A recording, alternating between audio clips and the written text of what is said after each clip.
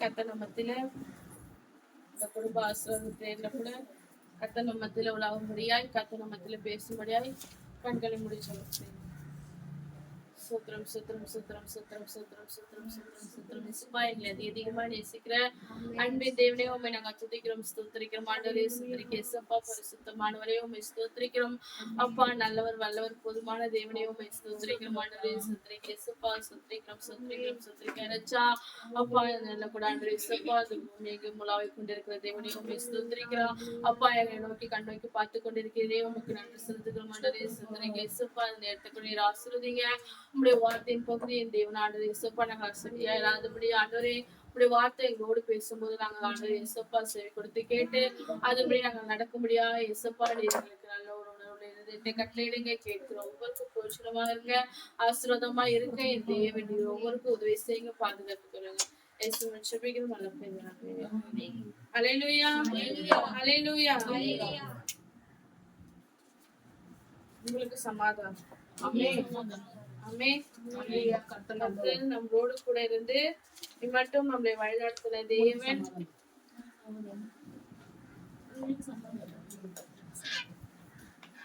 நான் வந்து இது ரெண்டாவது மெசேஜ் இந்த வீட்டுல ஃபர்ஸ்ட் மெசேஜ் எனக்கு வந்து ஸ்கிப் ஆயிடுச்சு செகண்ட் மெசேஜ் இது கர்த்தர் வந்து நம்மளோடு கூட மட்டும் இருந்து கர்த்தர் நம்மளை வந்து வழிநடத்தினாரு கர்த்தர் நான் இன்னைக்கு என்ன எடுத்திருக்கேன்னா கர்த்தர் நம்மளுக்கு வந்து என்னவா இருக்காரா துணையா இருக்காரா அதை பத்திதான் இன்னைக்கு வந்து நான் வந்து நம்ம மத்தியில வந்து நான் பேச வந்திருக்கேன் எடுத்தவங்க வாசிக்கலாம் சங்கீதம்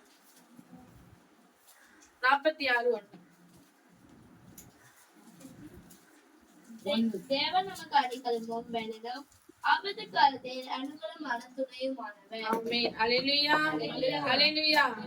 விசுவாசத்தோடு தேவன் நமக்கு அடைக்கலமும் பலனும் நம்மளுடைய ஆபத்து காலத்துல எல்லாம் நம்மளுக்கு எப்படி இருக்காரா அவரு அனுகூலமான துணையுமா இருக்கிறார் நம்மளுடைய ஆபத்து காலத்துல நம்மளுக்கு சாதாரண இப்ப வந்து மனுஷங்களாம் எப்படின்னா ஒரு நல்லா இருந்தாதான் வருவாங்க நம்ம பக்கத்துல இல்ல வரமாட்டாங்க இல்ல நம்மளுக்கு ஏதோ அவங்களுக்கு நம்ம கிட்ட ஏதோ தயவு தேவைப்படுது இல்ல ஒரு காரியம் ஆகணும்னாதான் நம்ம பக்கத்துல இருப்பாங்க ஆனா ஆபத்துல ஒரு தேவை ஒரு பிரச்சனை அப்படின்னு இருக்கும் போது யாருமே நம்ம கிட்ட என்ன பண்ண மாட்டாங்க வர மாட்டாங்க நம்மள விட்டு நகர்ந்து போற கேரக்டர் ஆனா தேவன் நம்மளுக்கு எப்படி இருக்காரா ஆபத்து காலத்துலதான் நம்ம கூட எப்படி இருக்காரா அவரு துணையா இருக்கிறாரா நம்மளுக்கு அவர் அடைக்கலமா இருக்கிற மாற்றம் இல்ல கர்த்தர் நம்மளுக்கு என்ன பண்றாரா துணையா இருக்கிற தேவன் அடுத்தது வாசிக்கலாம் 2 நாளாகவும்ல 19:11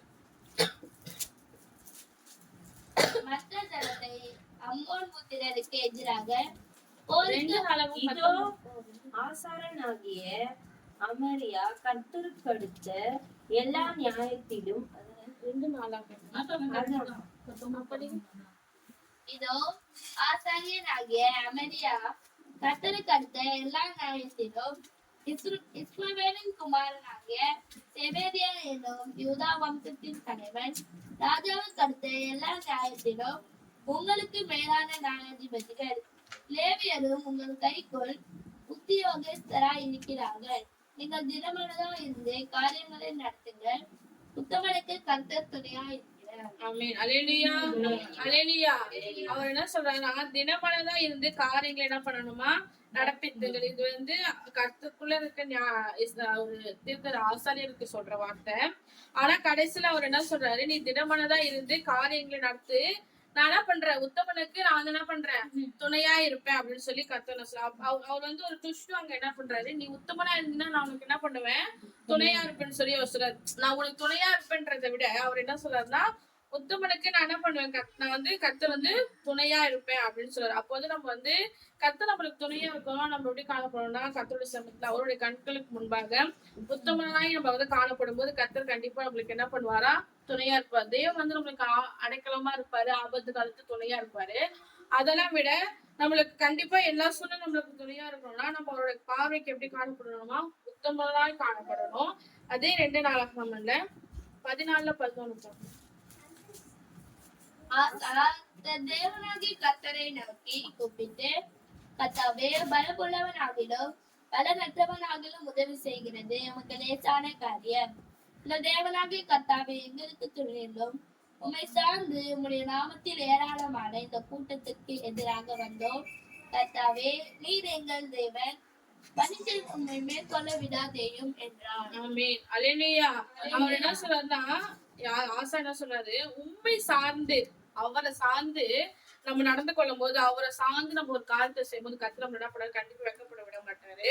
அவர் என்ன சொல்றாருன்னா, கர்த்தாவே எங்களுக்கு துணை நிலும், உம்மை சார்ந்து உம்முடைய நாமத்திலே ஏராளமான இந்த கூட்டத்துக்கு எதிராக நாங்க என்ன பண்ணிருக்கோம், வந்திருக்கிறோம்.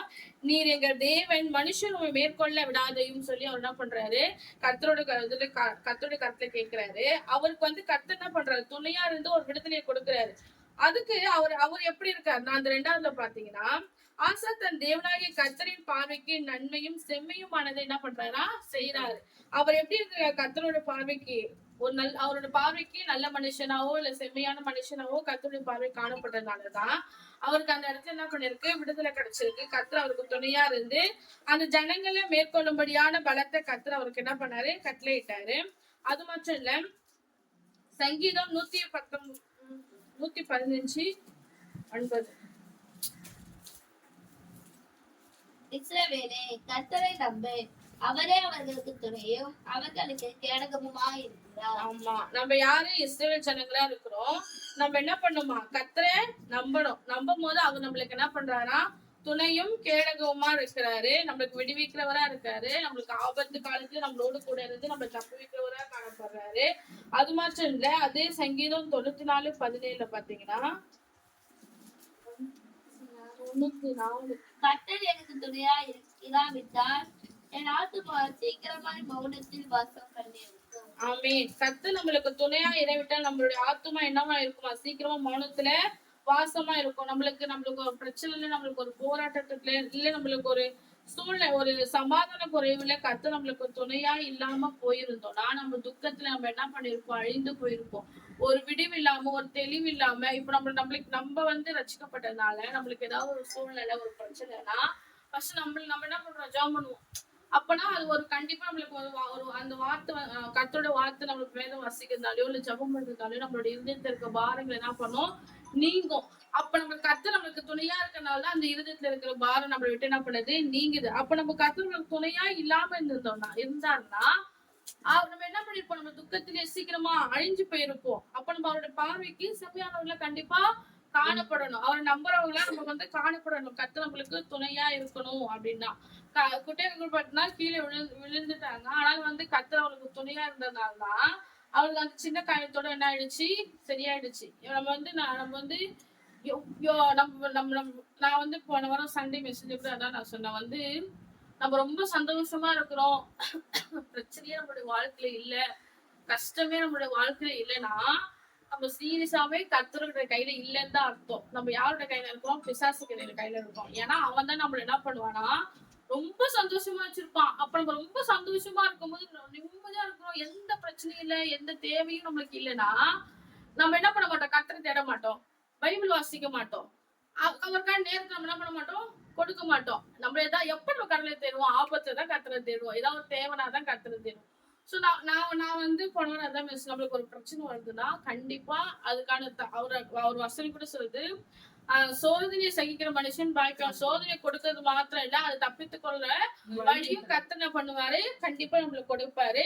மனுஷனுக்கு நேரிட சோதனை இல்லாம நம்மளுக்கு வேற எந்த சோதனையும் நம்மளுக்கு நேரிடுறது. அவர் வந்து நம்மளால முடியும், நம்மளால தாங்கிக் கொள்ள முடியும்ன்ற அளவுக்கு தான் அவர் கொடுப்பார். நம்ம வந்து இப்போ நீங்க எல்லாரும் பேரண்ட் தான், நீங்க எல்லாரும் வந்து இப்போ ஒரு குழந்தை அடிக்கிறீங்கன்னா இந்த குழந்தை தாங்கக்கூடிய அளவுக்கு தான் நீங்க என்ன பண்ணுவீங்க, அடிப்பீங்க. இல்ல அது என்ன பண்ண மாட்டீங்க, ரொம்ப அது ரத்தம் வர அளவுக்கு, இல்ல அது வந்து தாங்க முடியாத அளவுக்கு, இறந்து போற அளவுக்கு எல்லாம் என்ன பண்ணா அடிக்க மாட்டோம். அது மாதிரி கர்த்தர் வந்து நம்மளுக்கு வந்து ஒரு சோதனை கொடுக்குறாரு, ஒரு பிரச்சனையை கொடுக்குறாருன்னா அது நம்ம வந்து தாங்கி கொள்ளக்கூடிய அளவுக்கு தான் கொடுப்பாரு. நம்ம அதுக்குள்ளே அந்த பலத்தை நம்ம வந்து தூக்கத்துக்கு முன்னாடி ஐயோ இவ்வளவு ஆயிடுச்சு, இப்படி ஆயிடுச்சு அப்படின்னு வந்து நம்ம பண்ணாட்டாம கர்த்தர் ஏதோ ஒரு நன்மைக்காக கண்டிப்பா நம்மளுக்கு என்ன பண்றது, செஞ்சிருக்காரு நினைச்சு நம்ம வந்து அவரை நம்பி செஞ்சோம்னா கண்டிப்பா கர்த்தர் நன்மையா நம்மளுக்கு மாற்றி கொடுப்பாரு. அது மாற்றம் இல்ல, சங்கீதம் அது 115:11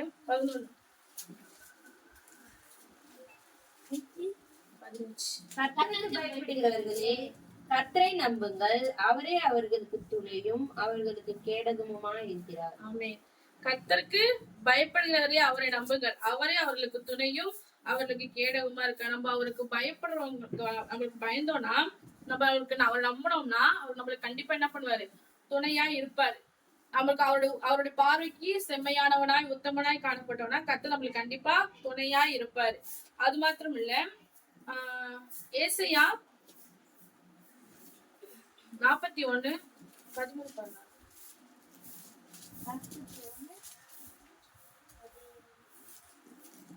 உன் தேவனாகிய கர்த்தராய் உன் தேவனாகிய கர்த்தராகிய நான் உன் வலது கையை பிடித்து பயப்படாதே, நான் உனக்கு துணை நிற்கிறேன் என்று சொல்லுகிறேன். ஆமென். உன் தேவனாகிய கர்த்தராகிய நான் என்ன சொல்றாரா, நம்ம வலது கையை பிடித்து பயப்படாதே, நான் உனக்கு என்ன பண்றேன், துணையா இருக்கிறேன். யாக்கோபு என்னும் சிறு பூச்சியே, இஸ்ரவேலின் சிறு கூட்டமே பயப்படாதே, நான் உனக்கு துணை நிற்கிறேன் என்று கர்த்தரும் இஸ்ரவேலின் பரிசுத்தருமாகிய நம்மளுடைய மீட்பர் உரைக்கிறார். நம்மளை மீட்டு கொண்ட தேவன், நம்மளுடைய பாவத்திலிருந்து நம்மளை மீட்டு கொண்ட தேவன், சாபத்துல இருந்து மீட்டவர், நம்மள வந்து நோயிலிருந்து மீட்ட தேவன் சொல்றாரு. பயப்படாது, எல்லா பிரச்சனையில இருந்து கர்த்தர் நம்மளுக்கு என்ன பண்ணுவாரு, விடுதலை கொடுப்பார். தாங்கிக் கொள்ள வழியை செய்வார். நம்ம அதை தாங்கிக் கொள்ள பலனையும் கர்த்தர் கண்டிப்பா நம்மளுக்கு என்ன பண்ணுவாரு, கொடுப்பாரு. ஏன்னா கர்த்தர் நம்மளுக்கு துணையா இருக்காரு. மனுஷனோட துணை இல்ல. மனுஷனை நம்புவதை பார்க்கிலும் கர்த்தர் போய் பற்றுதான் இருப்பது என்னதான் நலம். நம்ம வந்து நலமா இருக்கணும்னா கர்த்தரை பற்றிருக்கணும். கர்த்தரை நம்மளுக்கு துணையா வச்சிருந்து நம்மளுக்கு கர்த்தர் துணையா இருக்கணும்னா நம்ம அவருடைய பார்வைக்கு செம்மையானவர்களா காணப்பட்டா போதும், அவருக்கு பயந்தா போதும், அவரை நம்பினா போதும். அப்ப கர்த்தர் வந்து நம்ம எல்லா பிரச்சனையும் நம்ம என்ன பண்ணுவாரு, கண்டிப்பா விடுவிப்பாரு. அதே மற்றும் ஏசாயா 50:7-9. கர்த்தராகிய ஆண்டவர் எனக்கு துணை செய்கிறார், ஆகையால் நான் வெட்கப்படேன், நான் வெட்கப்பட்டு போவதில்லை என்று அறிந்திருக்கிறேன். ஆதலால் என் முகத்தை கற்பாரை போலாக்குவேன். ஆமென். அல்லேலூயா, அல்லேலூயா. கர்த்தராகிய ஆண்டவர் எனக்கு என்ன பண்ணுவாரா, துணை செய்கிறார். ஒரு உறுதியோடு நம்ம வந்து நம்மளுக்கு பிரச்சனை வரும்போது, கஷ்டம் வரும்போது நம்ம வந்து சோர்ந்து போகாம, ஏன்னா வந்து பிசாசானவன் நம்மள வந்து இப்ப ஒரு பிரச்சனை வருதுன்னா அவன் வந்து சந்தோஷப்படக்கூடாது, அவன் வந்து வெட்கப்படணும். நம்ம வந்து கர்த்தராகி நம்ம தேவனை வந்து வெட்கப்படுத்தாதபடி அவனை வெட்கப்படுத்துறதுக்கு நம்ம என்ன பண்ணணும், கர்த்தர் வந்து எனக்கு ஏதோ நல்லதுதான் இதை செஞ்சிருக்காரு, ஏதோ நன்மைக்கு தான் நான் இதை செஞ்சிருக்காருன்னு சொல்லி நம்ம ஹாப்பியா எடுத்துக்கிட்டோம்னா கர்த்தர் என்ன பண்ண மாட்டாரு, கண்டிப்பா அந்த இடத்துல வெட்கப்பட மாட்டாரு.